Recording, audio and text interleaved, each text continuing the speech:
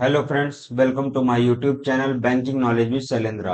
आज हम लोग जेआईबी के accounting and financial management for bankers के मॉड्यूल ए का चैप्टर 6 डिस्कस करेंगे, जिसका नाम है डिप्रिसिएशन एंड इट्स अकाउंटिंग। तो चलिए हम अपने टॉपिक की ओर आगे बढ़ते हैं। तो डिप्रिसिएशन सबसे पहले होता क्या है, ये हमें जानना है। उसके बाद इसके टाइप्स क्या क्या होते हैं और इसमें इससे बेस्ट क्वेश्चन किस तरह के एग्जाम में आते हैं। तो जनरली जो डिप्रिसिएशन से एग्जाम में क्वेश्चन आते हैं वो आते हैं न्यूमेरिकल बेस्ड। तो इसमें हमें न्यूमेरिकल पे ज्यादा फोकस देना है। तो चलिए हम लोग आगे आगे बढ़ते हैं। डिप्रिसिएशन में डिप्रिसिएशन क्या होता है? It is an attempt to spread the cost of long live asset as an expense to the profit and loss account over its useful economic life. तो इसको समझने के लिए हम आपको बताते हैं डिप्रिसिएशन क्या होता है। जैसे मान लिया, और इसकी जरूरत क्यों पड़ती है हमें, एक जैसे डिप्रिसिएशन, ठीक है। ठीक है, मान लिया हमने क्या है, कोई मशीन खरीदी। ठीक है, तो मशीन मान लिया हमने आज खरीदी ₹5 लाख की खरीदी हमने कब? मान लिया 2015 में खरीदी। ठीक है, और इसकी जो लाइफ है, मान लिया इसकी लाइफ है कितनी? 5 इयर्स। ठीक है, इस इट मीन्स ये मशीन कब खराब हो जाएगी? ये खराब हो जाएगी 2020 में। अब अब एक चीज अभी हम ध्यान रखना है, डिप्रिसिएशन आज आखिर हम लोग के लिए बैंकिंग में या बिजनेस के लिए डिप्रिसिएशन की जरूरत, मतलब इतनी इंपॉर्टेंस क्यों है डिप्रिसिएशन की? जैसे हमने मशीन कब खरीदी? 2015 में। ठीक है, 2015 में हमने जमीन ये मशीन खरीदी 5 लाख रुपए की। तो, तो अगर हम डिप्रिसिएशन नहीं पढ़ेंगे और नहीं समझेंगे तो क्या होगा? भाई सिंपल है, 5 लाख का सीधे सीधे नुकसान हुआ यहाँ पे हमारा। मतलब 5 लाख हमने यूज कर लिया, तो हमारे प्रॉफिट से क्या हुआ? 5 लाख चला जाएगा यहाँ पे, जबकि मशीन आगे 5 साल यूज होने वाली है। ठीक है, फिर बाकी अगले साल हमें कोई पैसा नहीं पड़ा। ठीक है, तो क्या होगा? अगले साल ये सब मतलब ये यहाँ पर मशीन तो काम कर रही है बराबर, बट यहाँ पर हमने इन्वेस्टमेंट कुछ नहीं किया मशीन पे। ठीक है, और फिर ये क्या हुआ, 2020 में अचानक आते ही ये मशीन क्या हुआ? खराब हो गई। अब जब 2020 में खराब हो गई, तो अब देखिए यहाँ पर फिर मशीन लेंगे। ठीक है, तो अब यहाँ पे मशीन लेंगे, फिर यहाँ पे लोड आ जाएगा, जबकि वो चीज क्या है, हमेशा यूज हो रही है, पूरे 5 साल यूज हो रही है।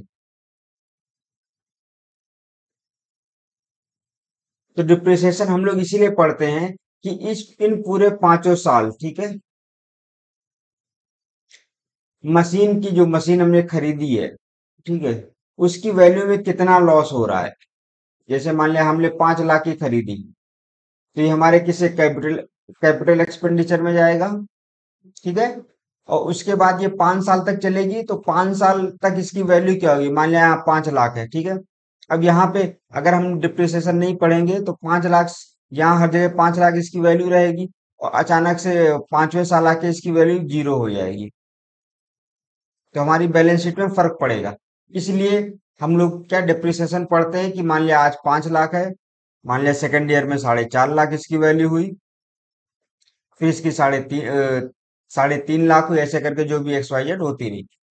तो डिप्रिसिएशन पढ़ने का बस मतलब ये हुआ कि जो वियर टियर हो रहा है जो मशीन में, वो ओवर द ईयर किस तरह हो रहा है और उसका इफेक्ट क्या पड़ेगा, उसे समझने के लिए हम लोग डिप्रिसिएशन पढ़ते हैं। ठीक है, तो depreciation is an attempt to spread the cost of long lived asset as an expense to the profit and loss account, ठीक है, over its useful economic life. The Institute of Chartered Accountants of England and Wales define depreciation as follows. कैसे define किया इन्होंने? इन्होंने बोला है कि depreciation जो है represent that part of cost of the fix asset to its owner which is not recoverable when the asset is finally put out of use by him. Means क्या होता है कि इन्होंने बोला कि जो डिप्रिसिएशन क्या होता है, वो किसी भी, मान लिया जैसे 5 लाख है, ठीक है, किसी चीज की वैल्यू, अगर सेकंड ईयर हो गई 4.5 लाख, तो इसमें जो 50,000 लेस हुआ, ये कभी भी रिकवर, 50,000 जो, ठीक है, लेस हुआ, ये क्या कभी भी रिकवर नहीं होगा, कभी इसको रिकवर नहीं कर सकते हैं, ठीक है। वही चीज उन्होंने बोला, depreciation represent that part of cost, मतलब ये 0.5 लाख जो है cost, part of cost of fix asset 5 lakh का, टू इट्स ओनर, ओनर के लिए, विच इज नॉट रिकवर, जो फ्यूचर में रिकवरेबल नहीं है, ठीक है। अब provision against this loss of capital is an integral cost of conducting the business during the effective commercial life of the asset, and it's dependent upon the amount of profit earned method, ठीक है। Miss, जो हमें हर साल इस पे जो क्या बोलते हैं, जो इसकी वैल्यू हर साल कम हो रही है, ठीक है। जो इसकी वैल्यू हर साल कम हो रही है, इससे क्या हम अपने प्रॉफिट एंड लॉस अकाउंट से इसको लेस करते रहेंगे, ठीक है।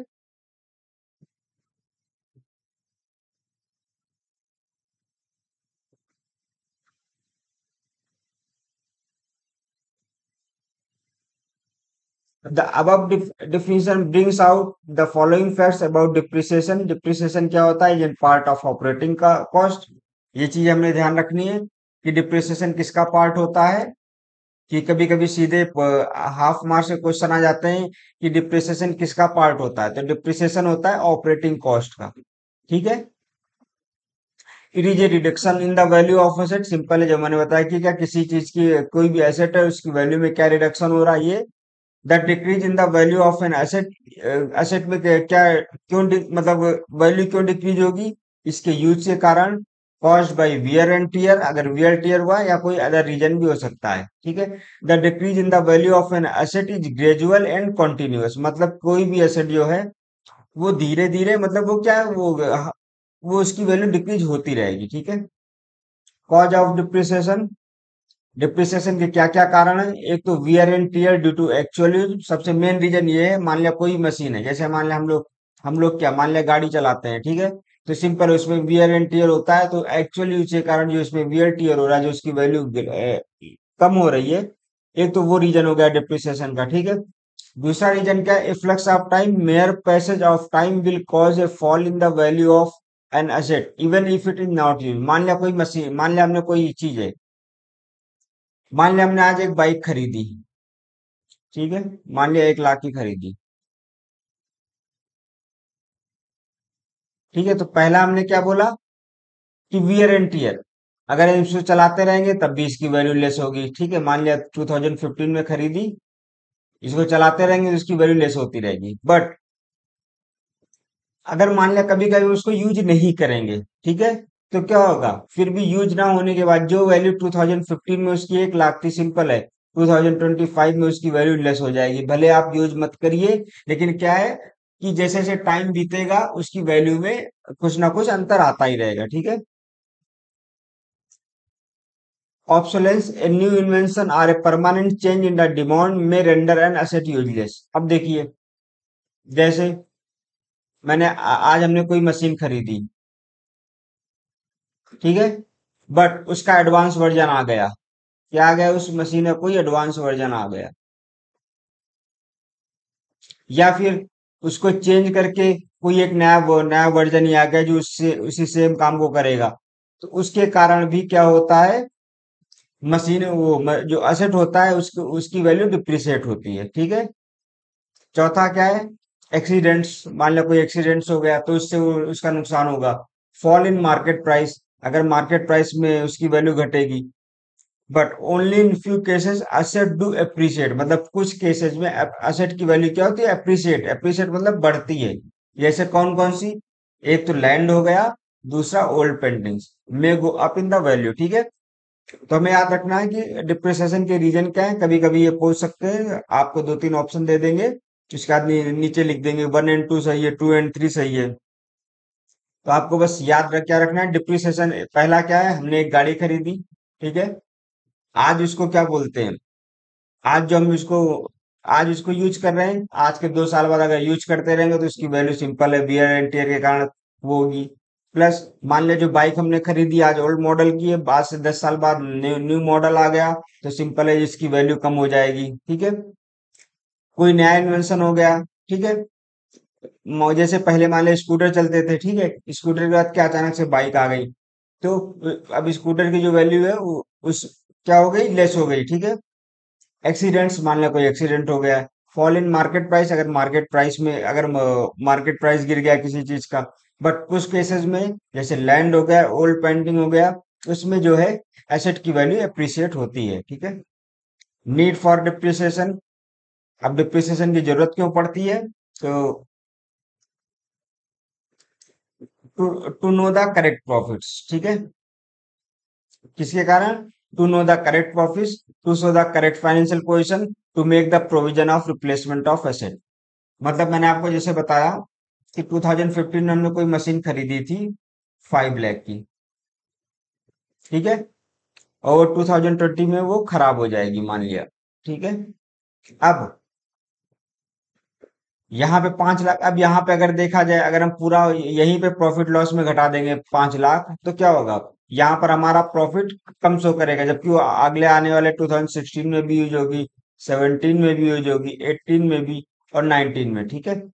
अब अगर मान लिया डिप्रिसिएशन नहीं रहता तो यहाँ 5 लाख हमारा पूरा यूटिलाइज होता। उसके बाद 2020 में क्या होता? अचानक से इसकी वैल्यू, मतलब ये खराब हो जाता तो हम यहाँ दूसरी मशीन लेते। तो अब जो वैल्यू यहाँ तक सोचिए, 2019 तक जिसकी वैल्यू 5 लाख आ रही है, वो यहाँ पे अचानक से जीरो आ जाएगी, तो करेक्ट प्रॉफिट हमारा नहीं आएगा। तो इसलिए हमें करेक्ट प्रॉफिट मेजर करने के लिए जो हमारी मशीन्स होती हैं उनका डिप्रिसिएशन भी लगाना जरूरी है, ठीक है।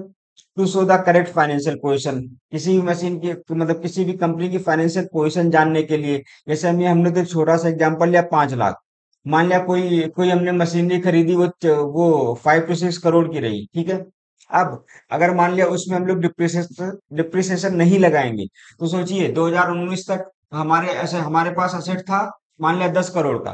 2020 में उसकी वैल्यू घट गई, तो क्या हुआ? असेट हमारा जीरो हो गया, तो हम क्या एक्चुअल फाइनेंशियल पोजीशन पे नहीं पहुंच पाएंगे, ठीक है। और to make provision for replacement of asset, जब हम डिप्रिसिएशन करेंगे, ठीक है, तो जो असेट है, मान लिया 2020 में मुझे पता है असेट खराब हो जाएगा, हमें दूसरे असेट की जरूरत पड़ेगी, दूसरी मशीनरी की जरूरत पड़ेगी।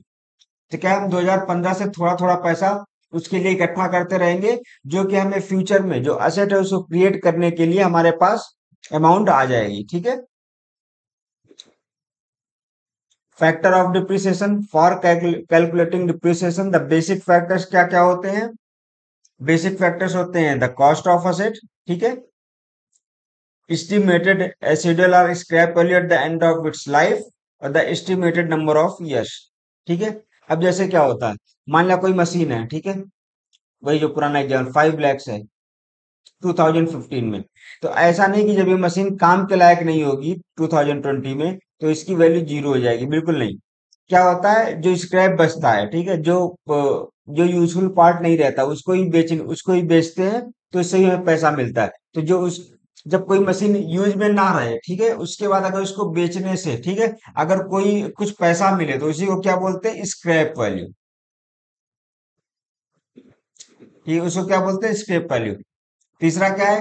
कितने साल कोई मशीन चलेगी, वो हो गया, क्या हो गया उसका? वो एस्टिमेटेड नंबर ऑफ इयर्स। तो अगर हमें डिप्रिसिएशन कैलकुलेट करना होगा तो इसमें हमें तीन चीज की जरूरत पड़ेगी। पहला क्या है? Cost of asset. दूसरा एस्टिमेटेड रेसिडुअल और स्क्रैप वैल्यू, मतलब एंड में उसका स्क्रैप वैल्यू क्या है और उसका कितने साल वो चलेगा, ठीक है। One should not consider the actual number of years that it can physically run, but the number of years it is likely to be used by the firm, ठीक है। A machine may capable of running for 10 years, but due to new invention, it is expected to be used only for 8 years. Then estimated life of the asset is 8 years, not 10 years. ठीक है। तो अब इस चीज को समझिए, जैसे क्या बोला गया पहले पॉइंट में, one should not consider the actual number of years that it can physically run, but the number of years it is likely to be used by the firm. जैसे मान लिया क्या है, कोई मशीन है, ठीक है भाई, उसकी वैल्यू मान लिया 5 इयर्स है, बट जो हमारी कंपनी है वो क्या है, उसे 4 ईयर्स ही यूज कर रही है, और 4 साल बाद वो नई मशीन खरीद रही है। तो भले इसकी लाइफ क्या है, 5 साल है, बट जब हम डिप्रिसिएशन कैलकुलेट करेंगे तो हम इसमें 4 साल लेंगे। जितने जितने ईयर कोई भी फर्म उस मशीन को यूज करेगी, वही होगा डिप्रिसिएशन में नंबर ऑफ ईयर्स का। तो वही बोले, one should not consider the actual number of years that it can physically run, ठीक है, but the number of years it is likely to be used by the firm. तो इस चीज से हम कंफ्यूज नहीं हुए, कहीं भी अगर ऐसे दो डिजिट दिए हैं, ठीक है, 2 ईयर्स दिए हैं, तो आपको वो ईयर्स नोट करना है, मतलब वो ईयर्स लगाना है जो फर्म यूज कर रही है, जो कंपनी यूज कर रही है, ठीक है। ए मशीन में कैपेबल फॉर, सेम उसी का एग्जांपल जैसे दिया गया है, मशीन में capable of running for 10 years, but due to new invention, अगर वो 8 साल ही यूज होती तो 8 साल उसका लेंगे, ठीक है। अब आते हैं हम अगला, मेथड ऑफ डिप्रिसिएशन, जो सबसे ज्यादा इंपॉर्टेंट टॉपिक यही है, ठीक है। जो अभी तक था थ्योरेटिकल बेस, इससे बहुत ज्यादा मैक्सिमम 0.5 के मार्क्स के क्वेश्चन आएंगे, वो भी मे बी एक वन क्वेश्चन आ सकता है। लेकिन जो हमारा मेथड ऑफ डिप्रिसिएशन है, ये जो चार मेथड हमारे, straight line method, WDV method, unit of production method and sum of the years digit method, इससे आपका 2 नंबर का क्वेश्चन आराम से बन जाएगा, ठीक है। तो हम इस चीज को पढ़ेंगे ठीक से, क्योंकि यही सबसे ज्यादा इंपॉर्टेंट है। तो वन बाय वन हम डिस्कस करेंगे सारे मेथड को, उसके बाद हम इसमें कुछ न्यूमेरिकल्स करेंगे, ठीक है। तो पहला हमारा जो है स्ट्रेट लाइन मेथड। अब देखिए,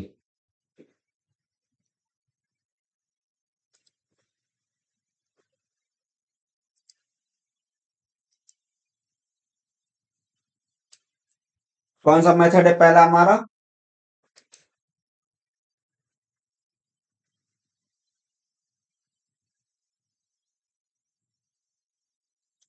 straight line method.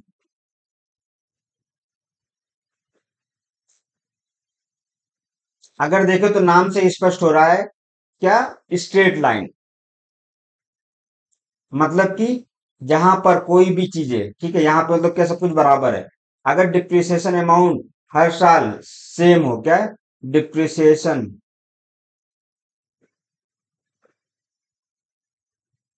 Amount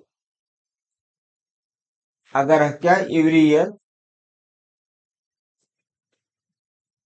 same हो, तो क्या हो जाएगा, स्ट्रेट लाइन मेथड,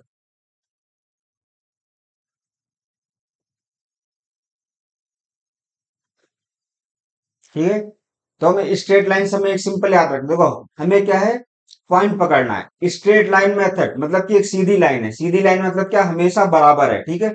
अगर डिप्रिसिएशन एक स्ट्रेट लाइन आए, ठीक है, जैसे इसको आप और थोड़ा मैं इसको समझाता हूँ आपको। जैसे मान लिया ग्राफ खींचते हैं, ठीक है, ये मान लिया मशीन है, ये नंबर ऑफ ईयर्स है, ठीक है। और अगर ये डिप्रिसिएशन है, अमाउंट है, क्या डिप्रिसिएशन, अगर एक सीधी लाइन आए तो क्या हो गया, उसे बोलेंगे स्ट्रेट लाइन मेथड। ये सीधा कब आएगा, आप ये सोचिए, एक्स, ये सीधा कब आएगा, आप ये सोचिए। अगर मान लिया ये 0 1 ईयर, मान लिया 2 है, 3 है, 4 है, ठीक है। अब अगर हर साल डिप्रिसिएशन अमाउंट क्या हो, सेम है, मान लिया 50,000, यहाँ पर भी 50,000, यहाँ पर भी 50,000, यहाँ पर भी 50,000, तभी तो स्ट्रेट लाइन बनेगी। तो आपको यह ध्यान रखना है कि स्ट्रेट लाइन मेथड में depreciation amount every year same रहती है, ठीक है। अब हम अपने लेक्चर, अपने स्लाइड से चलते हैं, जिससे आपको और क्लियर हो जाएगा। क्या, this is a method of calculating depreciation of an asset which assume that the asset will lose an equal amount of value each year. जैसा मैंने आपको बताया कि क्या, स्ट्रेट लाइन कब मिलेगी, मैंने आपको ग्राफ दिखाया जब डिप्रिसिएशन अमाउंट हर जगह सेम रहेगी हर ईयर। तो वही लिखा है कि जब क्या बोलते हैं, डिप्रिसिएशन अमाउंट इक्वल अमाउंट में रहेगी एवरी ईयर, तो उसे क्या बोलेंगे, स्ट्रेट लाइन मेथड। अब कैसे इसको निकालना है, ये आगे। The annual depreciation is calculating by subtraction of salvage value of the asset from purchase price, then dividing this number by estimated useful life of the asset, ठीक है।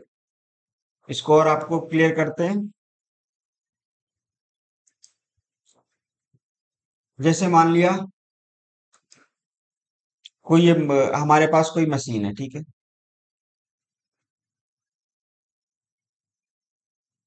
जिसकी वैल्यू कितनी है, 5 lakhs, ठीक है। उसकी यूजफुल लाइफ मान लिया 5 ईयर्स। तो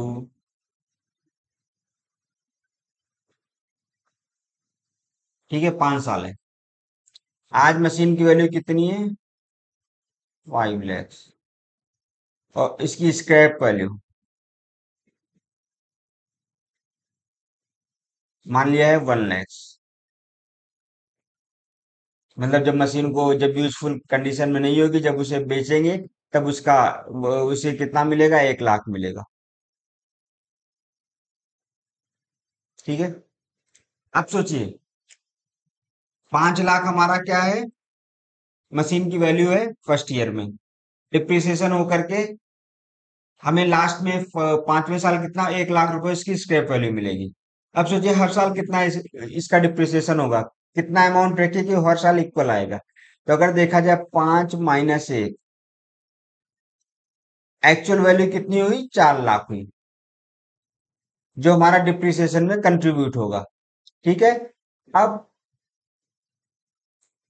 1 2 3 4 5, अगर ये 5 साल होगी, अगर हम 4 को 5 से डिवाइड करें तो 0.80, 0.80,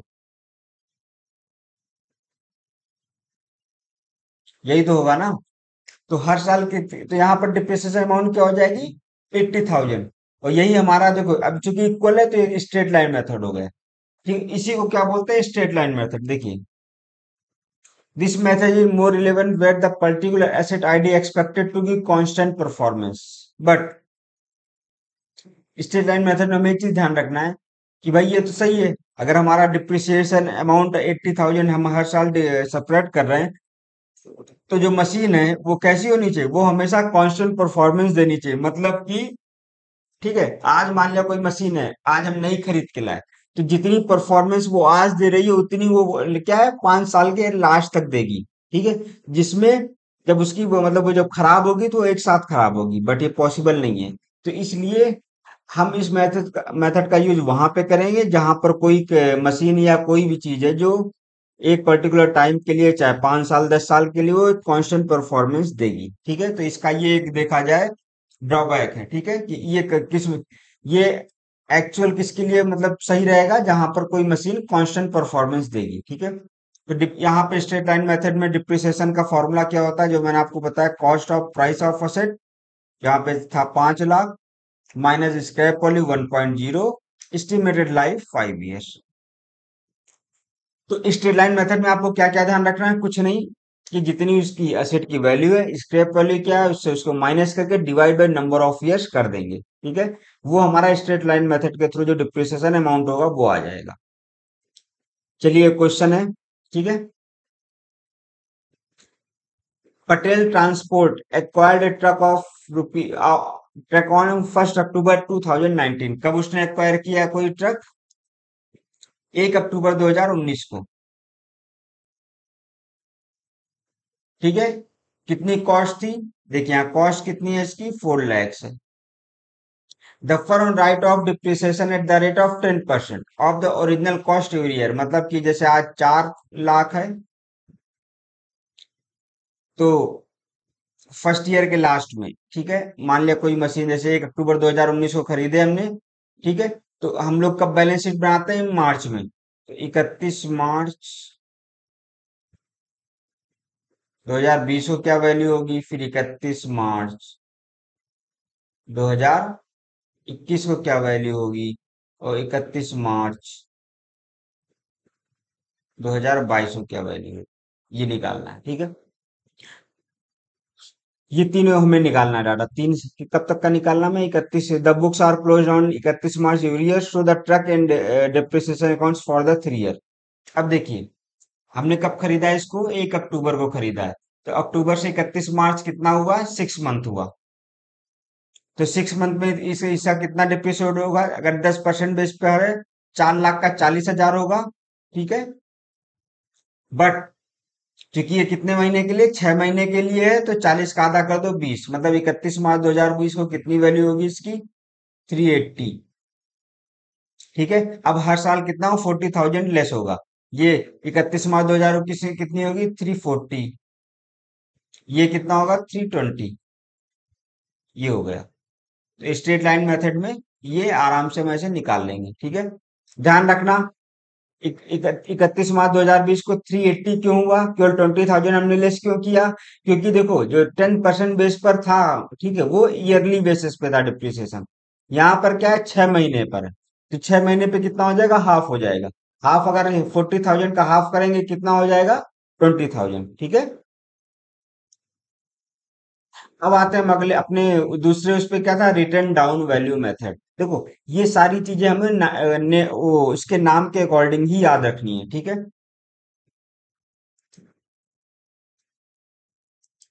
क्या मेथड था इसको? इसको बोलते हैं WDV मेथड।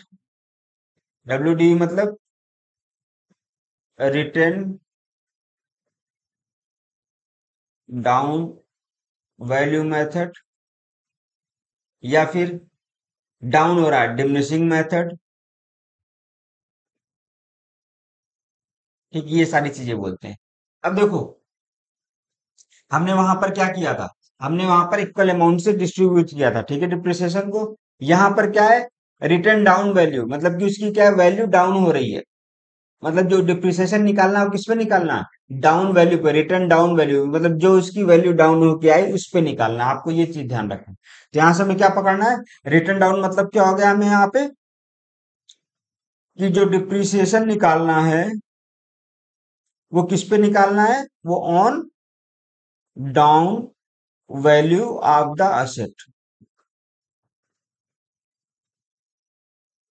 डाउन वैल्यू मतलब क्या हो गया, जैसे समझने के लिए, मान लिया कोई मशीन है जिसकी फर्स्ट ईयर के लास्ट में मान लिया वैल्यू इसकी 3 लाख है। ठीक है। अब सेकंड ईयर के लास्ट में मान लिया कितना हो गया, 10% बेस पे मान लिया कम हो रहा, 3 लाख का 10% कितना हो जाएगा? 30,000, 270 आ जाएगा।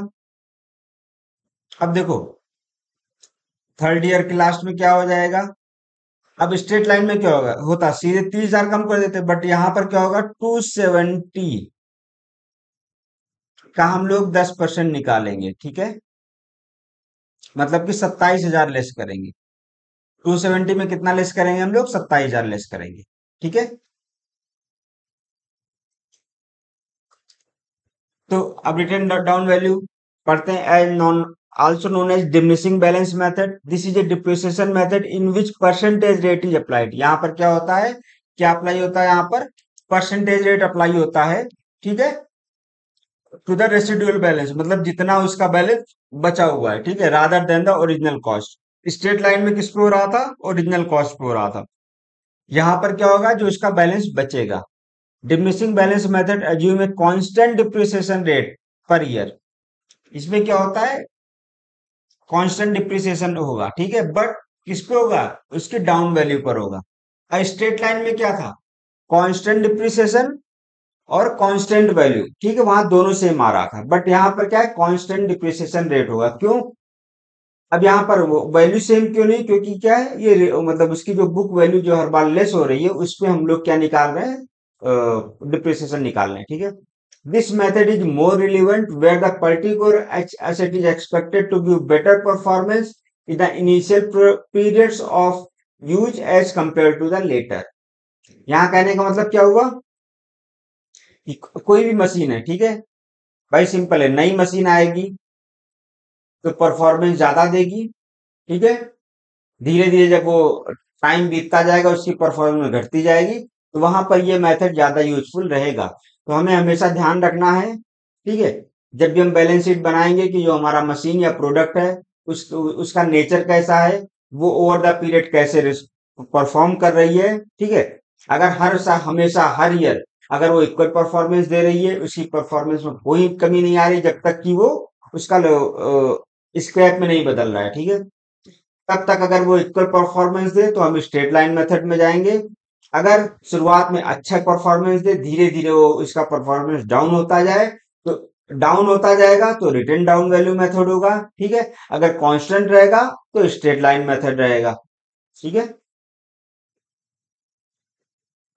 अब यहाँ पर एक क्वेश्चन है हमारे पास, क्या है, if the original cost of an asset is ₹20,000 and the rate of depreciation is 20%, the following table. ठीक है, वो तो टेबल देखेंगे, अब हम इसको सॉल्व करेंगे। ठीक है। इसको हम ऐसा करते हैं, हम इसको दोनों मेथड से सॉल्व करते हैं। ठीक है।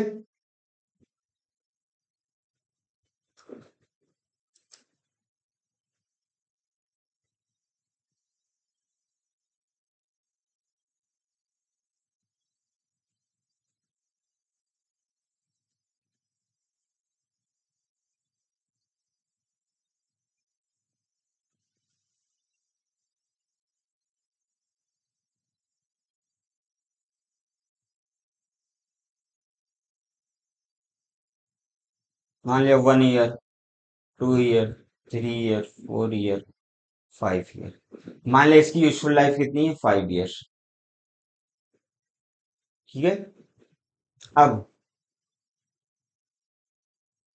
ये देखो, जो ये फर्स्ट ईयर में लिखा है तो हर साल के लास्ट का है। ठीक है। फर्स्ट मतलब फर्स्ट ईयर के लास्ट, सेकंड मतलब सेकंड ईयर का लास्ट, थ्री थर्ड मतलब थर्ड ईयर का लास्ट, फोर्थ मतलब फोर्थ ईयर का लास्ट, और फाइव मतलब 5 ईयर का लास्ट। ठीक है। ओरिजिनल कॉस्ट कितनी थी इसकी, इसलिए इसको यहाँ पर एक्शन, इसको जीरो कर दी। 1, 2, 3, 4, 5। शुरुआत में इसकी वैल्यू कितनी थी, मान लिया 20,000। ये हम लोग स्ट्रेट लाइन से यहाँ सॉल्व करेंगे। यहाँ हम लोग करेंगे रिटर्न डाउन से, WDV। इससे आपको सारी चीजें क्लियर हो जाएंगी। ठीक है, अभी एक बार में। अब जब स्ट्रेट लाइन मेथड से करेंगे तो कितना है, 5 साल है। स्क्रैप वैल्यू मान लिया यहाँ पर, देखो जब स्ट्रेट लाइन से करें तो वहां स्क्रैप वैल्यू भी होना जरूरी है। तो मान लिया 2 मिनट के लिए इस क्वेश्चन में स्क्रैप वैल्यू हम मान लिया कितनी है, मान लिया दो, कितना, 5,000 रुपए। तो सिंपल है, 20 में से 5 गए 15, और 15/5, ठीक है, 3। मतलब हर साल इसकी वैल्यू डिप्रिसिएशन अमाउंट कितनी हो जाएगी, 30,000। सॉरी, 3,000 मतलब।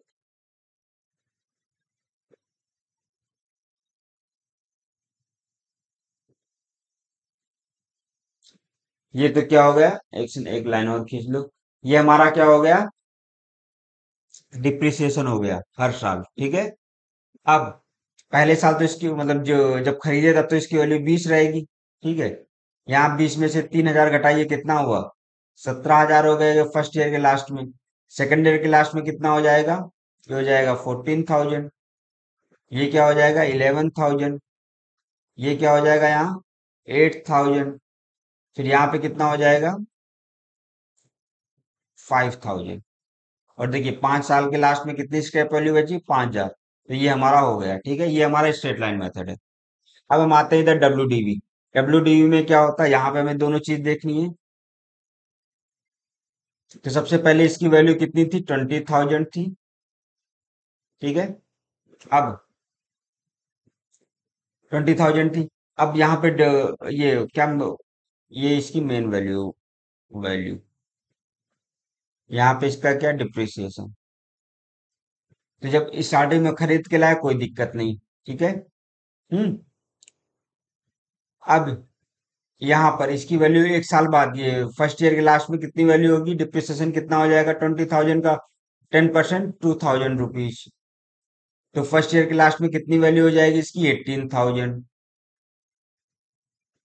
अब 18,000 का कितना निकालेंगे, 10%, यहाँ कितना हो जाएगा, 1,800 रुपए। यहाँ इसको लेस करेंगे 20,000, 1,800 में 18,000, 18,000 में अगर 1,800 लेस करेंगे कितना आएगा, 1,700, 17,000 और 16,200। ठीक है। 16,200 का 10% निकालेंगे कितना आएगा, 1,620 रुपए। फिर यहाँ पे ये आ जाएगा। इसी तरह क्या है, मतलब कि यहाँ पर देखिए डिप्रिसिएशन अमाउंट क्या है, वो किस पे निकाल रहे हैं हम लोग, वो क्या बोलते हैं, जो बुक वैल्यू है उस पे निकाल रहे हैं। वहां पर क्या, डिप्रिसिएशन अमाउंट सेम थी। तो यही हमारा डिफरेंस है स्ट्रेट लाइन में और WDV मेथड में। अब देखिए, शुरू में क्या बोलते हैं, मशीन ज्यादा परफॉर्म कर रही है तो शुरू में डिप्रिसिएशन अमाउंट ज्यादा रहेगी। जैसे जैसे परफॉर्मेंस कम होती जाएगी उसकी डिप्रिसिएशन अमाउंट भी इसी के साथ साथ कम होती जाएगी। इससे क्या होगा, हमारी बैलेंस शीट पे फर्क नहीं पड़ेगा। क्योंकि देखिए यहाँ पर जब एसेट की वैल्यू क्या बोलते हैं, जब इसमें एसेट की, अरे सॉरी, जब इसमें एसेट की वैल्यू कितनी थी, 20,000 थी, तब भी हमारा डिप्रिसिएशन 3,000 आ रहा था। जब 17,000 हुई तब भी डिप्रिसिएशन 3,000 आ रहा है। 14,000 है तब भी डिप्रिसिएशन हमारा 3,000 आ रहा है। 11 पे भी 3,000। लेकिन तो भाई वो उसकी बुक वैल्यू चेंज होती जा रही है, और यहाँ पर डिप्रिसिएशन भी हर साल सेम हो रहा, तो ये तो पॉसिबल नहीं है ना। भाई सिंपल है, कोई मशीन है शुरू में ज्यादा परफॉर्म करेगी, ठीक है, तो उसका हम डिप्रिसिएशन वहां पर अगर हमें बैलेंस शीट बराबर लाए तो वहां पर डिप्रिसिएशन ज्यादा लेना पड़ेगा। ठीक है। जैसे जैसे उसकी वैल्यू कम होती जाएगी तो उसका डिप्रिसिएशन अमाउंट भी उसी के साथ साथ कम होना चाहिए। तो ये हो गया WDV मेथड में, क्या हो गया कि हम लोग उसकी जो रिटर्न डाउन होती है, जो उसकी वैल्यू डाउन होती है उस पे हम लोग डिप्रिसिएशन अमाउंट निकालते हैं। ठीक है, ये वही टेबल है जो हमने बनाई। ठीक है, कि हर साल कितना कितना लेस होगा। ठीक है, ये हो गया। सॉरी, मैं 10% बेस पे लिया था ना, यहाँ पे कितना 20%। ठीक है, आप लोग इस चीज को ध्यान रखिएगा। जो मैंने क्वेश्चन सॉल्व किया था, ये किस पे किया था? ये हमने यहाँ पर 10% लिया था। ठीक है, कितना लिया था यहाँ पर? 10%। इस चीज को आप लोग ध्यान रखिएगा। 20% वाला इसको देखना, ये टेबल है। डिप्रिसिएशन अमाउंट 20,000 का 0.20%, 4,000, तो ईयर इन वैल्यू कितनी हो जाएगी? 16,000 हो जाएगी। ठीक है, कितनी हो गई? 16,000 हो गई। फिर 16,000 का 0.2% लेंगे तो 3,200। यहाँ पे ईयर मतलब वैल्यू कितनी? 12,800 हो गई। फिर इसका हम लोग कितना लेंगे? 0.2% या 20%, तो ये हो गया 2,560। तो ऐसे लेसे उसको हो करते 5 साल अगर लेंगे तो ये आ जाएगा। ठीक है, लास्ट में अब आता है यूनिट ऑफ प्रोडक्शन मेथड। ठीक है, इसमें क्या है, जैसे नाम से पता चला प्रोडक्शन, तो क्या यूनिट ऑफ प्रोडक्शन। अब जैसे मान लिया कोई मशीन है, मान लिया तुमने 15 में खरीदा, मान लिया 15 में हमने उसका ज्यादा यूज किया, क्या क्या? मोर यूज किया। जब ज्यादा यूज करेंगे तो डिप्रिसिएशन क्या होगा? ज्यादा होगा। जब लेस यूज करेंगे तो डिप्रिसिएशन हमारा क्या होगा? लेस होगा। ये जो यूनिट ऑफ प्रोडक्शन मेथड्स है, ये इसी बेस, इसी पर है। ठीक है, कि अगर कोई मशीन ज्यादा यूज करेंगे तो उसमें डिप्रिसिएशन ज्यादा होगा, अगर कोई मशीन कम यूज करेंगे किसी साल तो उसमें डिप्रिसिएशन कम होगा। तो देखो, है तो चार मेथड, बट जब हमें अपनी कंपनी के में किसी का मतलब, जब कोई अपनी कंपनी की हम बैलेंस शीट बनाएंगे या फिर कोई किसी की फर्म का बैलेंस शीट बनाएगा, तो ये क्या है? पर्टिकुलर उस मशीन पर डिपेंड करता है। ठीक है, कि उस मशीन के लिए हमें कौन सा मेथड यूज करना है, पहली चीज। दूसरा क्या है, ध्यान रखना है कि हमें जो मेथड यूज करेंगे हम ओवर द ईयर वही मेथड यूज करेंगे। हम ऐसा नहीं कि इस साल हमने स्ट्रेट लाइन से निकाल दिया, अगले साल हमने डब्ल्यूडीवी से निकाल दिया, उसके अगले साल हमने यूनिट ऑफ प्रोडक्शन मेथड से निकाल दिया। क्योंकि अगर हम जितना अनइवन करेंगे हमारी बैलेंस शीट उतनी ही अनइवन आएगी। इसलिए हमेशा हमें ध्यान रखना है कि मेथड जो भी हो, अकाउंटिंग का ये हमारा कॉन्सेप्ट भी है, प्रिंसिपल भी है, कि जो मेथड यूज करना है हमें वो over the year same method he use करना है। ठीक है, तो यूनिट ऑफ प्रोडक्शन मेथड में क्या, this method is a usage based method. जो मैंने बताया कितना यूज किया उस बेस पे डिप्रिसिएशन होगा। The depreciation amount is not based on the passage of time. मैं बताया टाइम पे नहीं डिपेंड करेगा, ये एक्चुअल यूज पे डिपेंड करेगा। ठीक है, this method is suited to those assets which depreciate in the proportion to their use rather than having a useful life measured in number of years. This method gives very accurate measures of the depreciation but suffers from the drawback of the need to maintain elaborate record. ठीक है, ये जो है method simple है भाई। जब हम लोग इसके यूज पे हम बनाएंगे, ठीक है, तो ये और अच्छा मतलब क्या बोलते हैं, एक्चुअल रिजल्ट देगा। क्या देगा? Actual result. बस बट प्रॉब्लम क्या है, जैसे हम लोग पुराने दोनों मेथड पढ़े उसमें बस हमें ईयर याद रखना और हर साल में डिप्रिसिएशन कर दिया। ठीक है, बट यहाँ पर क्या है, अगर हमें डिप्रिसिएशन चाहिए तो हमें क्या है, मैं अपने रिकॉर्ड जो हम लोग मेंटेन कर रहे हैं रिकॉर्ड को, उसको इलेबोरेट करना पड़ेगा। मतलब हमने कितना यूज किया, हमने उसके कितना प्रोडक्शन किया, तो हमें एक ये अलग से रिकॉर्ड मेंटेन करना पड़ेगा यूनिट ऑफ प्रोडक्शन मेथड में। यहाँ डिप्रिसिएशन का फॉर्मूला क्या होगा? एक्चुअल प्रोडक्शन और usage during the period divide by total expected production multiply by total depreciable amount of the asset. ठीक है, इसको हम लोग एक क्वेश्चन में करेंगे तो ज्यादा क्लियर होगा अभी। जैसे मान लिया कंपनी क्या दी है, मान लिया कंपनी एबीसी लिमिटेड है, जिसने जो है क्या पेन के प्रोडक्शन, जिसके पास कौन सी मशीन है जो पेन का प्रोडक्शन करती है। ठीक है, दिस मशीन कैन मैन्युफैक्चर, कितना कर सकती है ये? 10 लाख पेन कर सकती है। कितना कर सकती है? 10 लाख पेन जो है प्रोडक्शन इसका कर सकती है। इस मशीन की इतनी लाइफ है। ठीक है, उसके बाद ये स्क्रैप में चला जाएगा। हम्म, परचेज प्राइस इसका कितना है?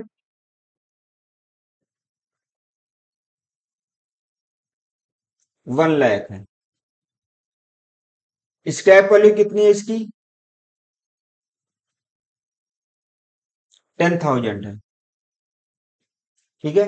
During the first year production the machine produce, कितने पेन प्रोड्यूस किया फर्स्ट ईयर पे? 2 लाख पेन किया। तो हमें क्या निकालना, depreciation amount for the first year. तो उसमें देखिए फॉर्मूला क्या था, जितना एक्चुअल प्रोडक्शन किया वो डिवाइड बाय टोटल प्रोडक्शन कितना एक्सपेक्टेड है, multiply by total depreciation amount of the asset. तो यहां पर फर्स्ट ईयर में कितना प्रोडक्शन किया, 2 लाख। तो क्या हो जाएगा, 2 लाख डिवाइडेड बाय कितना टोटल प्रोडक्शन करेगा, 10 lakh, multiply by scrap value, इसकी मतलब इसकी डिप्रिसिएशन वैल्यू कितनी रहेगी टोटल, मतलब जितना है 1 लाख का लिया, ठीक है। डिप्रिसिएट अमाउंट जिसको बोलते हैं, 1 लाख का खरीदा कोई सामान, स्क्रैप वैल्यू इसकी 10,000 है, तो डिप्रिसिएशन कितना 90,000 का ही तो हो रहा है। तो यहाँ पे मल्टीप्लाई बाई 90,000, ठीक है। तो 5 ये हो गया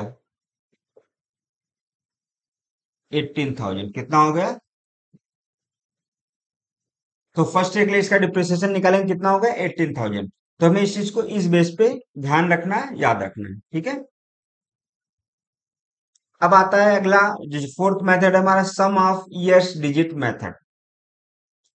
बाकी जो हमने अभी ऊपर के 3 पढ़े वो हमारा जो अकाउंटिंग स्टैंडर्ड्स है उसके अकॉर्डिंग वो है, ये मेथड उसके अंतर्गत नहीं आता है, ठीक है। तो कहीं कहीं यही पूछ सकते हैं कि इनमें कौन सा है जो हमारा अकाउंटिंग स्टैंडर्ड जो फॉलो नहीं करता है, कौन सा मेथड। तो सम ऑफ ईयर डिजिट मेथड ये उसके मतलब हमें अगर क्या बोलते हैं, किसी फर्म का या किसी भी कंपनी का बैलेंस शीट बनाना होगा जिसमें हमें अगर उसकी डिप्रिसिएशन अमाउंट निकालें, तो जो ऊपर के 3 मेथड है उन्हीं के बेस पे निकालते हैं। लेकिन ये एक अलग से एक मेथड है जिसको बोलते हैं सम ऑफ ईयर डिजिट मेथड। जैसा कि नाम से पता चल रहा है, क्या पता चल रहा है, सम ऑफ ईयर्स, मतलब क्या करना है, हमें ईयर का सम करना है, ठीक है। तो इसमें जैसे मान लिया, चलिए हम आगे पढ़ते हैं। To calculate depreciation charges using the sum of years method, take the expected life of an asset, count back to 1 and add the figures together, ठीक है। This is a method of calculating depreciation of an asset that assume a higher depreciation charges and a greater tax benefit in the early years of an asset life। जैसे मान लिया कोई भी है, यहाँ हमने एग्जांपल दिया है, मान लिया कोई 10 साल है किसी की यूजफुल लाइफ, तो क्या है सम ऑफ ईयर्स, एक सिंपल चीज है, नाम पे ये चारों चारों मेथड जो है ये नाम पे ही बेस है। इससे हमें कुछ नहीं याद करना, अगर हमने अपने इनके इनके नाम को ही याद रखा तो हमारा सॉल्यूशन निकल आएगा। क्या है, सम ऑफ ईयर्स, मतलब यहाँ पे ईयर का क्या करना है, सम करना है।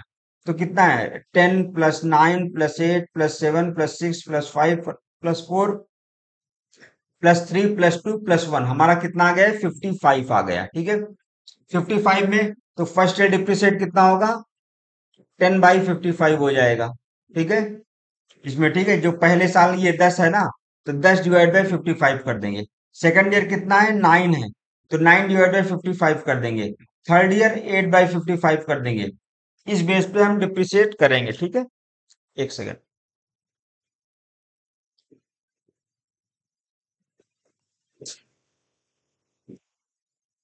तो हमारा sum of days years digit method आप लोग को समझ में आ गया होगा, ठीक है।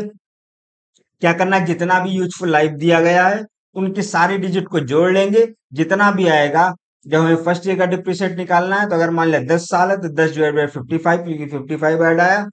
अगर हमारा फर्स्ट ईयर 5 होता तो 5/नंबर ऑफ ईयर्स, 5 4 3 2 1 को जोड़ लेते, 5 4 9 3 12 2 14 15, 5/15 हो जाता, ठीक है। सेकंड ईयर का उसके केस में 4/15 होता, थर्ड ईयर का 3/15 होता, ठीक है। चलिए आगे चलते हैं।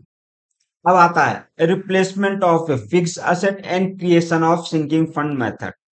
बस यहाँ पर हम आपको इस लेक्चर में केवल ये बताएंगे कि सिंकिंग फंड मेथड क्या होता है। अगर आपको इसका कैलकुलेशन देखना है, इस पे कौन सा फॉर्मूला है, क्योंकि इससे भी क्वेश्चन आते हैं, तो आप हमारे पहला लेक्चर देख लीजिएगा, टाइम वैल्यू बेस्ड मनी का, जिसमें हमने एन्युटी पढ़ाया था। उसमें हमने सिंकिंग फंड मेथड का फॉर्मूला बहुत ही इजी तरीके से कवर किया था। अगर किसी ने हमारा वो लेक्चर नहीं देखा हो तो कोशिश करके उस लेक्चर को देखिए, तो आपके सारे EMI, sinking fund method, present value, future value, सबका कॉन्सेप्ट उस एक लेक्चर, वो लगभग 25 मिनट का आई थिंक लेक्चर होगा, उस एक लेक्चर में सारा सब कुछ मैंने कवर किया है, ठीक है। तो चलिए सिंकिंग फंड फंड मेथड होता क्या है? Since depreciation expenses is non cash expense, क्या बोला गया? डिप्रिसिएशन क्या है? नॉन कैश एक्सपेंस है। Cash is usually paid in out in the year of the asset is acquired but the expenses is distributed over several years, ठीक है। It is important plan for the replacement of fix asset as they wear out और become obsolete. अभी आप next lecture में हमारे जहां हम capital capital और रेवेन्यू एक्सपेंडिचर पढ़ेंगे वहां आपको और समझ में आएगा। जैसे जो हम लोग मशीन होती है, ठीक है, कोई भी चीज है जिसका क्या बोलते हैं, अगर 1 साल से ऊपर है यूज, क्या 1 साल से ऊपर यूज है, तो उसे हम किस में करेंगे? कैपिटल एक्सपेंडिचर में उसको डालेंगे। कैपिटल एक्सपेंडिचर में क्या होता है? ये हर साल ग्रेजुअली हमारे प्रॉफिट लॉस से उसको मैनेज किया जाता है, ठीक है।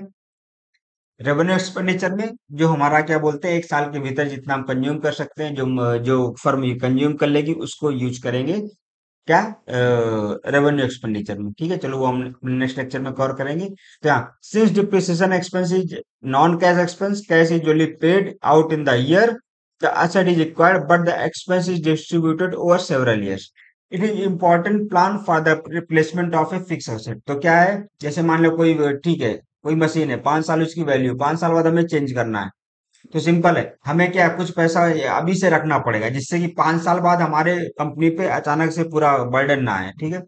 तो under this method depreciation fund, ठीक है, या सिंकिंग फंड इसी को बोलते हैं, डिप्रिसिएशन फंड या sinking fund is created and the amount is invested readily saleable security at the end of life of the asset. Securities are sold and the sale proceed of the old asset are used for replacement of the asset. तो sinking fund method ये पूछ ले क्या होता है, ये किस चीज के लिए होता है? तो अगर हमें फ्यूचर में कोई भी चीज खरीदना हो, अगर हमें फ्यूचर में कोई एक्सपेंसेस करना है, तो उसके लिए हम अभी से मतलब जो उस अमाउंट को कैसे सिक्योर करेंगे, ठीक है, उस अमाउंट को कैसे इन्वेस्ट करें, किन सिक्योरिटीज में इन्वेस्ट करें कि फ्यूचर में 5 या 10 साल बाद हम क्या बोलते हैं उनको बेच के, ठीक है, वो पैसा इकट्ठा करके हम उस चीज में यूज कर सके, मशीन खरीदने में या कुछ भी करने में।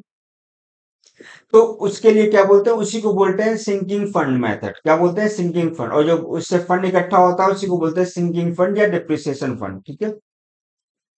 चलिए अगला, अमोर्टाइजेशन ऑफ इनटेंजिबल एसेट। बस आप एक चीज में ज्यादा नहीं कवर करूंगा इस चीज को, बस एक सिंपल बताऊंगा। जैसे डिप्रिसिएशन क्या होता है? डिप्रिसिएशन होता है टेंजिबल एसेट का। टेंजिबल मतलब जिनको हम देख सकते हैं, छू सकते हैं, जैसे मशीनरीज हो गई, ऑल थिंग, ठीक है। तो यहाँ पर जो अमाउंट उनकी घटेगी उसको क्या बोलते हैं? डिप्रिसिएशन। बट अगर कोई इंटेंजिबल एसेट है, ठीक है, तो वहां पर अगर उनकी वैल्यू घटती है तो उसको बोलते हैं अमोर्टाइजेशन। बस हमें इतना याद रखना है। Just as many of the tangible assets have only a limited useful life, many of the intangible assets like patent, licenses, trademarks, etc. have a limited useful life. ठीक है, जैसे कि टेंजिबल एसेट्स में मशीन हो गया, कोई भी x Y Z चीज हो गई, अगर उनकी लिमिटेड लाइफ है, तो उसी तरह जो इंटेंजिबल एसेट होते हैं, जैसे पेटेंट हो गया, लाइसेंस हो गया, ट्रेडमार्क्स हो गए, इनकी भी एक लिमिटेड लाइफ होती है। तो यहाँ पर जो हम लोग क्या बोलते हैं, इनका जो डिप्रिसिएशन मतलब इनकी जो वैल्यू निकालते हैं उसी को बोलते हैं अमोर्टाइजेशन। जैसे वहां डिप्रिसिएशन या amortisation. Therefore, it's logical to reduce their value in every accounting year before carrying them to new accounting year. This is called amortization. ठीक है। Indian Accounting Standard India IND AS 38 which deals with intangible asset describe amortization as under क्या describe करता है amortization की definition? Amortization is the systematic allocation of the depreciable amount of an intangible asset over its useful life. ठीक है। चलिए हम अब अपना क्या बोलते हैं, न्यूमेरिकल की ओर चलते हैं, प्रॉब्लम्स की ओर चलते हैं जो एग्जाम में पूछी जाएंगी, ठीक है। कोई एक कंपनी है ABC, purchase a machine of rupees 3 lakhs, ठीक है। It's life is 3 years। Residual residual value या फिर स्क्रैप वैल्यू दोनों चीज सेम होती हैं। तो देखो, ठीक है, residual value is 50,000। Find the depreciation for the first year, second year and third year. Rate of depreciation is 10%। Straight line and WDB method, ठीक है, यूजिंग ऑल मेथड्स। तो अगर हम इस चीज को, ठीक है, करते हैं, पहला हमने कौन सा मेथड पढ़ा था?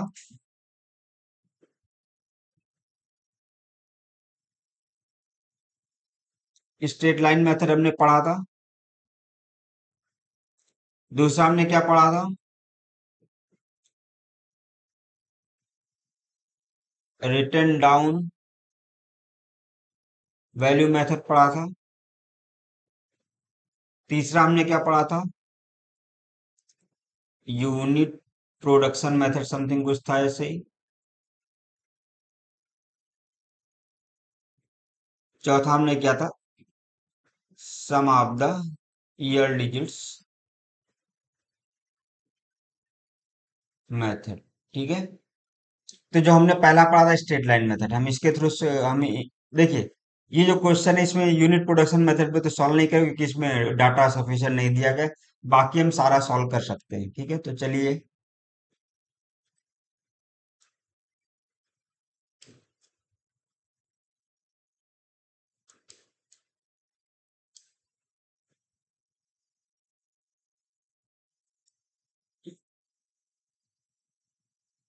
यहाँ पर हम पहले ईएस लिख देते हैं।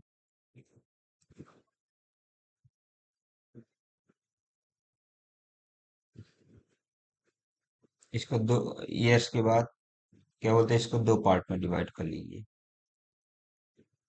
यहाँ पे क्या है? Straight line. ये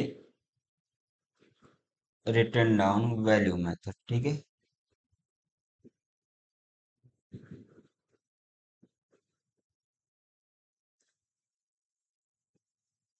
यहाँ पे क्या है? डिप्रिसिएशन। पहले जीरो लिखेंगे, वन,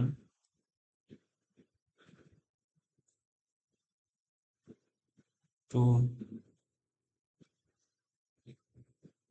अब जीरो मतलब कि स्टार्टिंग में कोई ईयर है, मान लिया 2015 में खरीदा, तो स्टार्टिंग में उसकी वैल्यू कितनी थी?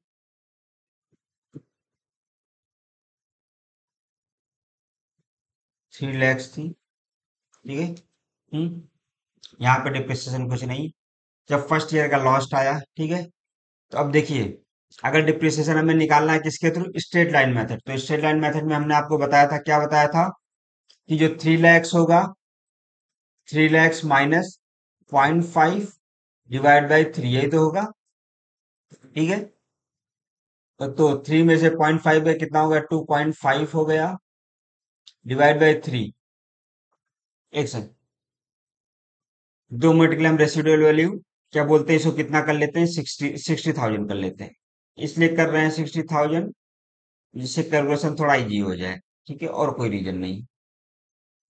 तो अगर यहाँ 0.6 कर लेते हैं तो कितना है? 2.4 हो गया। ठीक है।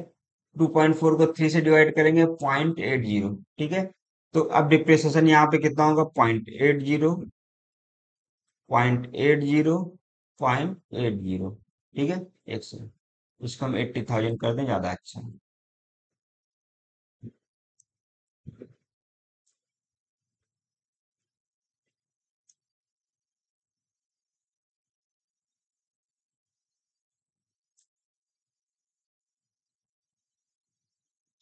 कितना होगा यहाँ पे डिप्रिसिएशन स्ट्रेट लाइन में? 80,000, 80,000, 80,000। अब यहाँ पे 3 लाख है, यहाँ पे वैल्यू कितनी हो गई? 2,20,000। 2,20,000 में 80 जाएगा, 140,000। 140,000 में 80 जाएगा, कितना हो जाएगा? 60,000। तो ये होगा कौन सा मेथड हमारा? Straight line method. ठीक है, एक सिंपल चीज है। अब आते हैं रिटर्न डाउन वैल्यू मेथड पे। रिटर्न डाउन वैल्यू में पहले देखो, शुरुआत में तो कोई डिप्रिसिएशन नहीं होगा, जीरो फर्स्ट डे। ठीक है। तो फर्स्ट डे की वैल्यू कितनी है? 3 lakhs। ठीक है। अब फर्स्ट ईयर के लास्ट में डिप्रिसिएशन कितना होगा? 3 लाख का 10%, 10% ही था ना, कितना होगा? 30,000। ठीक है। तो यहाँ इसकी वैल्यू कितनी हो जाएगी? 27,000। ठीक है। तो सर 2,70,000। 2,70,000 का फिर से 10% निकालेंगे, कितना आएगा? 27,000। अब 270 में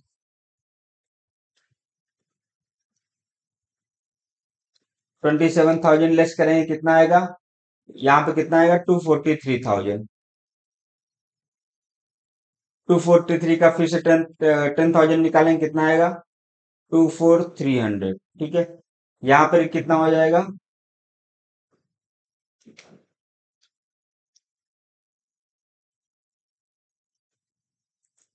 218,700। ठीक है, ये हमारा हो गया पहला हो गया straight line written down. Sum of years करेंगे तो ये 3 साल है, तो इनको क्या करेंगे? ऐड कर लेंगे। एक सेकंड, नेक्स्ट पेज में आते हैं। अगर हमारा क्या है, सम ऑफ ईयर्स डिजिट मेथड से करना चाहिए इस क्वेश्चन को,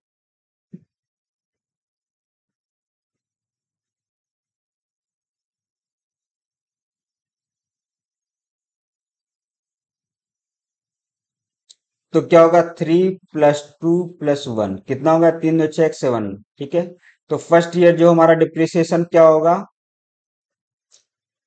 वो 3/7 होगा। ठीक है, सेकंड ईयर डिप्रिसिएशन अमाउंट क्या होगा?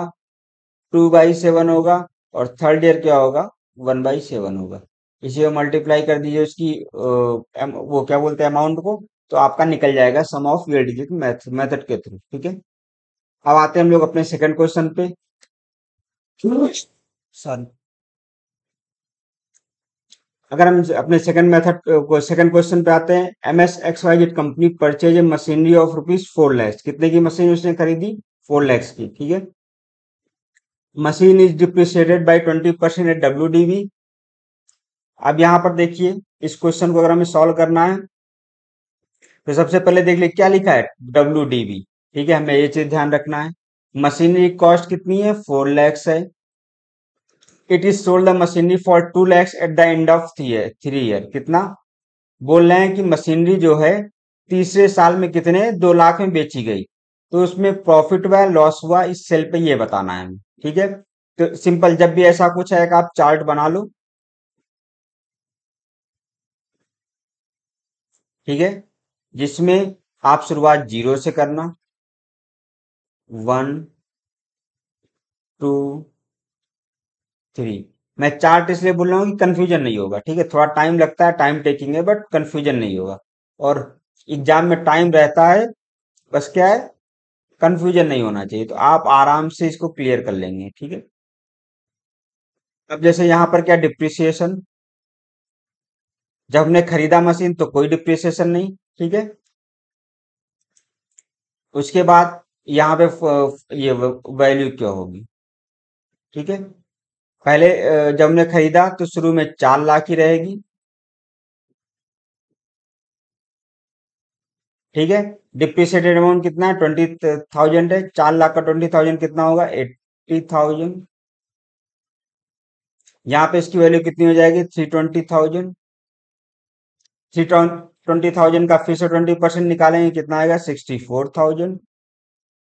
64 अगर हम लेस करते हैं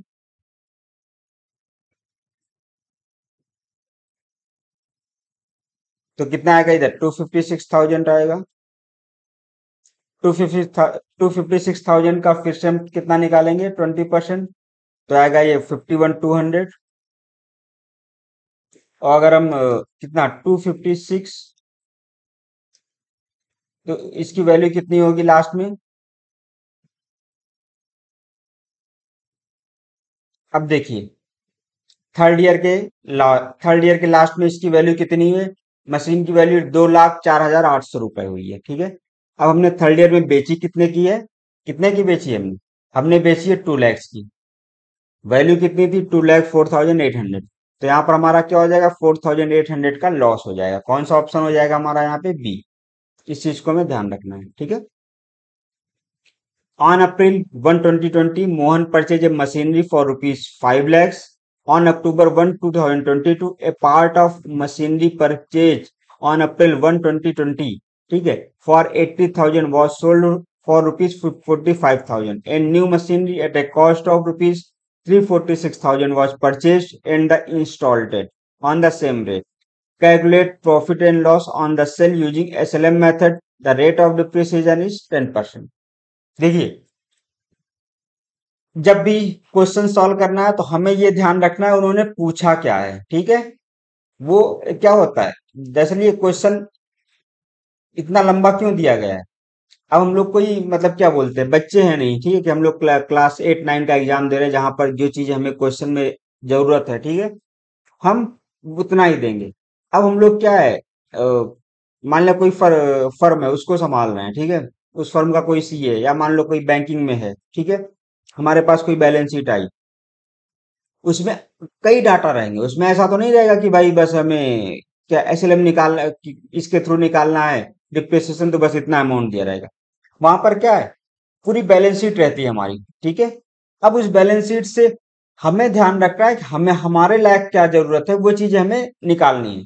इसी तरह जब कोई क्वेश्चन होगा, तो क्या दरअसल ये हमें क्या पूरा टेस्ट करते हैं कि हमने बस क्या फॉर्मूला पढ़ के चले आए हैं या उसका हम लोग प्रॉपर यूज करके आए हैं, ठीक है। तो यहाँ पर देखिए हमें क्या निकालना है, हमें ये ध्यान रखना है, एक्स्ट्रा कोई चीज दी गई है हमें उससे मतलब नहीं रखना है। जैसे पहला लाइन क्या दिया है, on April 1 2020 Mohan purchase machinery कितने में को खरीदी, 1 अप्रैल 2020 को कितने की खरीदी मशीन, 5 lakhs की। बट आगे क्या बोले, ऑन October 1 2022 दोनों के बीच में गैप कितना हुआ, 2.5 years का, ये हमें ध्यान रखना है एक चीज। तो 2.5 years बाद क्या हो रहा है, a part of machinery purchase on April 1 2020 मतलब कि जो हमने ये मशीन खरीदी थी इसका एक पार्ट, ठीक है, जिसकी कीमत कितनी है, 80,000, ठीक है। एक पार्ट है, मान लो कोई बड़ी मशीन है उसमें कई पार्ट होते हैं, तो उसमें जो एक पार्ट है उसकी कीमत कितनी 80,000 है, उसको हमने कितने में सेल किया है, 45,000 में, ठीक है। And a new machinery at A cost of 346 was purchase, उसके बाद हमने क्या एक नई मशीनरी खरीदी जिसकी वैल्यू कितनी है, 346,000। तो हमें यहाँ पर क्या निकालना है, installment same rate, calculate profit and loss on sale using SLM method. तो देखो इस पूरे इसमें हमने सेल क्या किया, हमें बस ये डाटा हमारे काम का 80,000 और 45,000, इतना जो मैंने आपको समझाया इसीलिए समझाया कि हमें पूरे क्वेश्चन पे वो चीज फोकस करनी है कि हमारे यूज का क्या है। यहाँ पर हमें जो कि प्रॉफिट लॉस निकालना है सेल पे, सेल हमने कितने में किया था, 45,000 में किया था, कितने पार्ट को, जो हमने 80,000 में खरीदा था। तो बस हमें इस पे फोकस होना है। चलिए इसको हटा देते हैं स्क्रीन से, उसके बाद हम इसको सॉल्व करते हैं, ठीक है। हाँ तो चलिए, यहाँ पर हमारा क्या है, 80,000 है वैल्यू, ठीक है। अब फर्स्ट ईयर के एंड में क्या होगा उसका, सेकेंड ईयर के एंड में क्या होगा, और थर्ड ईयर के एंड में क्या होगा। एक सेकेंड, इसका भी हम टेबल बना ले, ज्यादा क्लियर होगा हमें, ठीक है।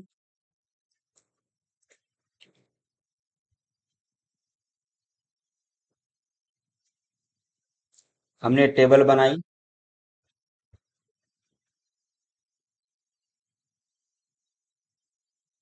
0 1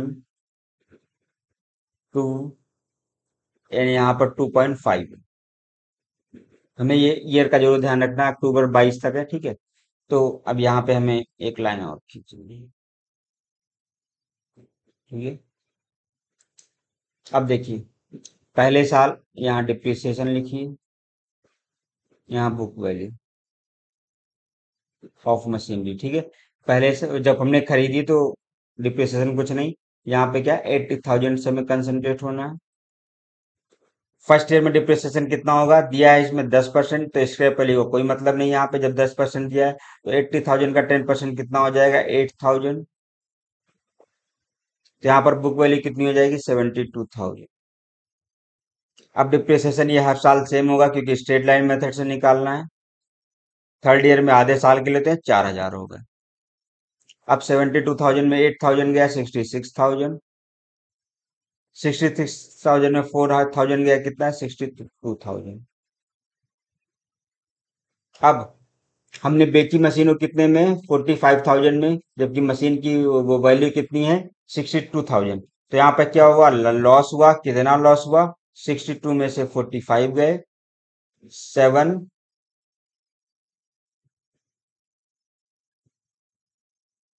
12 में से 5 गए, सात, और क्या बोलते हैं, 5 में से 4 गया एक, कितना है 17,000। एक सेकंड, हम इसको एक बार और देख लेते हैं। टोटल हमारा कितना हुआ, 8, 8, 16, 4, 20, 10% ही था ना, 10% था 80,000 का। तो 8, 8, 16, 4, 20, एट, और हमारी बुक वैल्यू की शुरुआत में 80,000 थी, -20,000,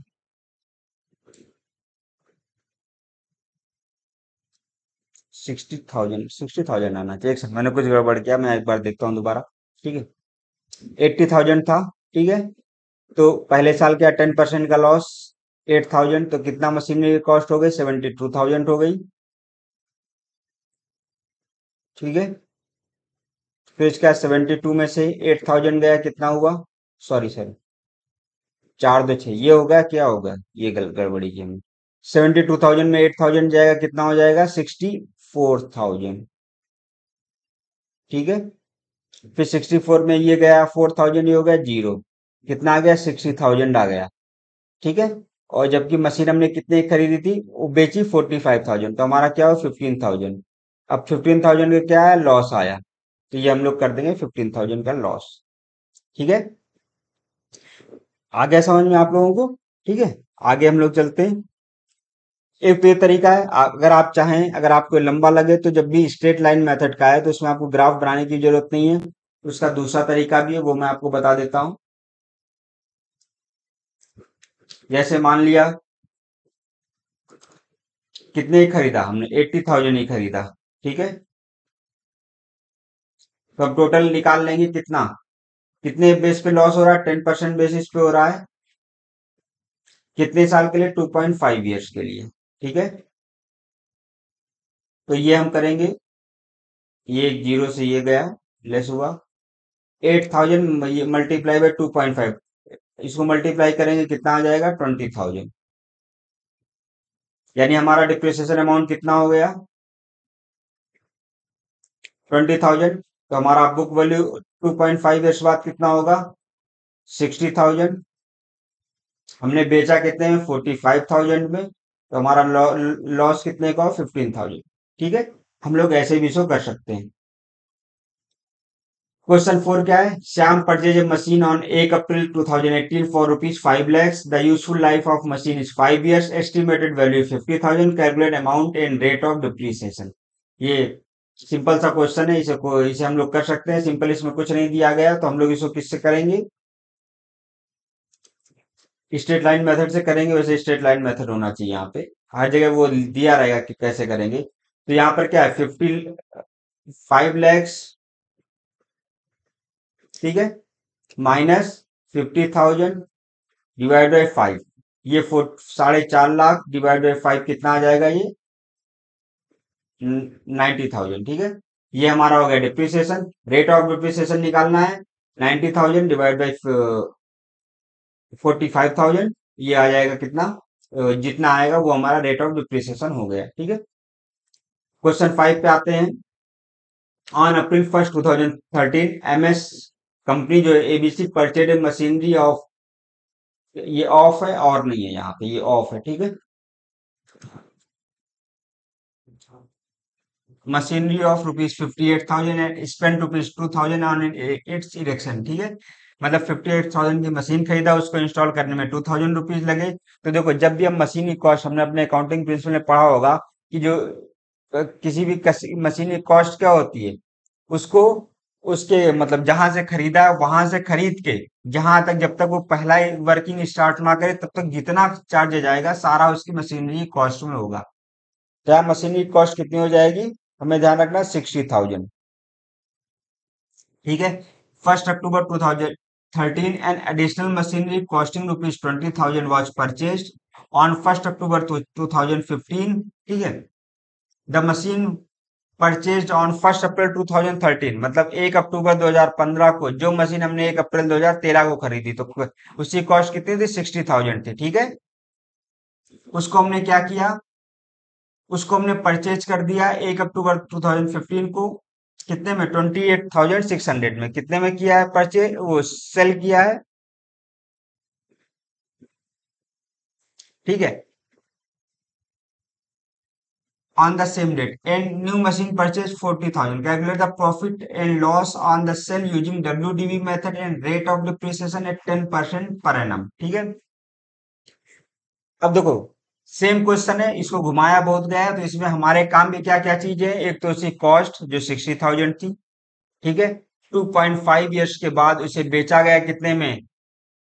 और 28,600 में। WDV से इसको निकालना है, ठीक है, और इसमें डिप्रिसिएशन रेट 10% है। वही सेम क्वेश्चन जो पीछे हमारा था, उसी को यहाँ पर WDV मेथड से करना है। तो ठीक है, इसको हम लोग चार्ट बना लेते हैं इसका।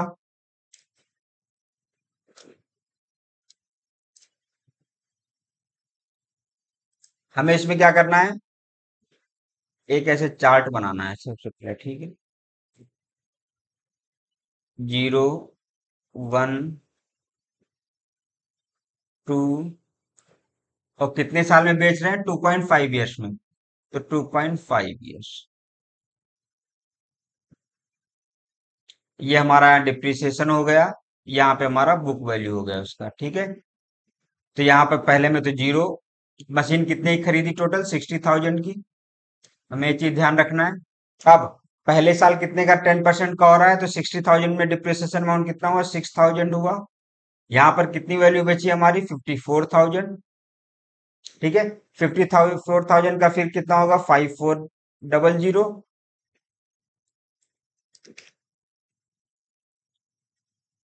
बुक वैल्यू कितनी बची? 48,600। यहाँ पर फिर अब 2.5 ईयर्स में निकालना है, तो सिंपल है, कितना होगा? जितना इधर होगा उसका हाफ हो जाएगा। तो 48,600 का हम लोग निकालेंगे 0.05%। ये कितना हो जाएगा? 2430। ठीक है, इसकी वैल्यू यहाँ पर क्या होगी? 48,600 मल्टीप्लाई बाय 0.95, 46,170। ठीक है, तो 2.5 ईयर्स में इसकी वैल्यू कितनी हो गई? 46,170 रुपए हो गई। जबकि हमने कितने में बेचा था? तो सोल्ड किया 28,600 में। दोनों को लेस कर देंगे, यहाँ पर लॉस हुआ। कितने का लॉस हुआ ये देख लेंगे हम लोग।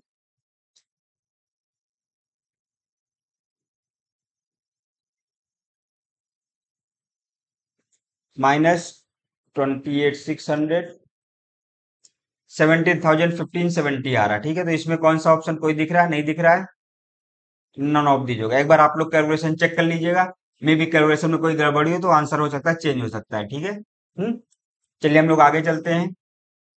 Question 6, MS company XYZ purchase a second hand machine. कितने में? 55,50,000 में, spend rupees of 50,000 on it's repair. तो मैंने आपको बताया, अब इसमें मशीन की कॉस्ट कितनी ऐड होगी? अगर ऐड होगी तो 6 लाख ऐड होगी। क्यों?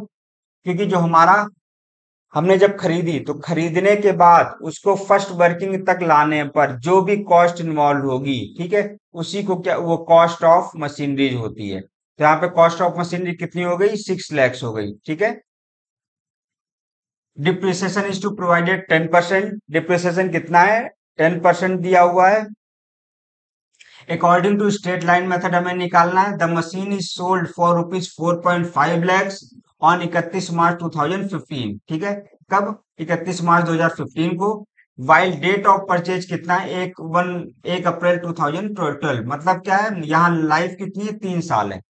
अगर 3 साल की लाइफ है तो सिंपल है, 6 lakhs है। ठीक है, 6 lakhs का 10%, 30। ठीक है, 6 3 18, 180 lakhs डिवाइड बाई 100, 1.8 lakhs। ठीक है, 1.8 lakhs। अब 1.8 lakhs घटाएंगे 6 lakhs में, तो बुक वैल्यू आफ्टर 3 ईयर्स कितने होगी? 6 lakhs माइनस 1.8 lakhs, कितना आ जाएगा ये हमारा? 4.2 lakhs। ठीक है, जबकि हमने मशीनरी कितने में सोल्ड की? 4.5 lakhs में। अब देखिए, 4.2 लाख उसकी वैल्यू है उस दिन। ठीक है, और हमने बेची कितनी? 4.5 लाख में। मतलब कितने का हमें हमें क्या हुआ? प्रॉफिट हुआ। कितने का प्रॉफिट हुआ? 30,000 का, तो प्रॉफिट ऑफ ₹30,000। ठीक है। चलिए, इसी के साथ हमारा लेक्चर आज समाप्त होता है। आप इस वीडियो को देखिए, आपको जो डाउट हो आप कमेंट सेक्शन में कमेंट कर सकते हैं। ठीक है। अगर आपके का कोई क्वेश्चन है जो आपसे सॉल्व नहीं हो रहा, आप कमेंट सेक्शन में में डालिए, मैं उसका जितनी जल्दी हो सकेगा मैं उसका आंसर प्रोवाइड करूंगा आपको। ठीक है। चलिए, अगर आपको हमारा वीडियो और हमारी मेहनत पसंद आई हो तो हमारा चैनल सब्सक्राइब करिए, लाइक करिए और शेयर कीजिए। Okay, thank you.